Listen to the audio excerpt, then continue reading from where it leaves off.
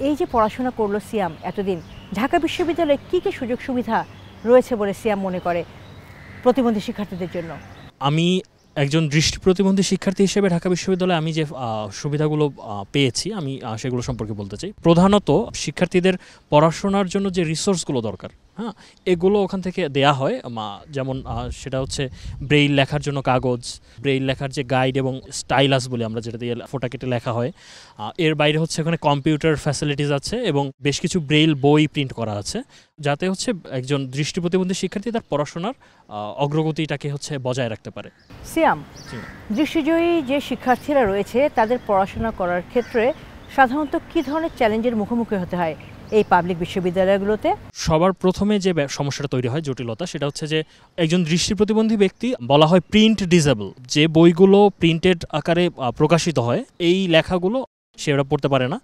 আরেকটা যে সমস্যা তৈরি হয় সেটা হচ্ছে যে কোনো জিনিস লেখার ক্ষেত্রে এবং হচ্ছে পরীক্ষায় অংশগ্রহণ করা, এই দুইটা চ্যালেঞ্জ সবচেয়ে বেশি ফেস করতে হয় একজন দৃষ্টি প্রতিবন্ধী শিক্ষার্থীকে বিশ্ববিদ্যালয়ে পড়াশোনার ক্ষেত্রে।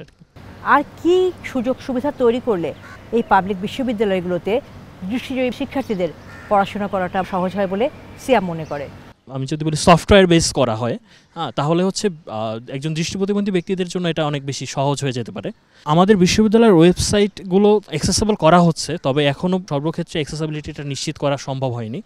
ফলে যে ক্যাপচারগুলো থাকে ভেরিফিকেশনের জন্য, এগুলো আমাদের জন্য অ্যাক্সেস করা অনেক সময় কঠিন হয়ে যায়। ম্যাম সিয়াম, তোমাকে অসংখ্য ধন্যবাদ। খুব চমৎকার করে তুমি একজন দৃষ্টিজয়ী শিক্ষার্থীর প্রতিবন্ধকতা বা চ্যালেঞ্জের জায়গাগুলো তুলে ধরেছ। দর্শক, এবারে চলে যাব আমরা শান্তর কাছে, শুনবো শান্তর একজন ফিজিক্যালি চ্যালেঞ্জড শিক্ষার্থী হিসাবে শান্তকে কি কি চ্যালেঞ্জ মোকাবেলা করতে হয়েছে এই ক্যাম্পাসে।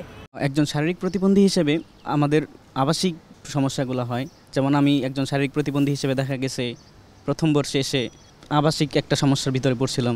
বিভিন্ন প্রশাসনিক ভবন, যেমন আমাদের রেজিস্টার বিল্ডিংয়ে র্যাম্পের ব্যবস্থা নাই, লিফট নাই, এগুলো নিয়ে আমাদের জন্য যারা শারীরিক প্রতিবন্ধী আমরা অনেক সমস্যায় পড়ি, আমাদের অ্যাক্সেস করাটা মানে কঠিন হয়ে যায়। শান্ত, বিশেষ চাহিদা সম্পন্ন শিক্ষার্থীদের সার্বিক জীবনমান উন্নয়নে পিডিএফ আসলে কি কি উদ্যোগ গ্রহণ করেছে?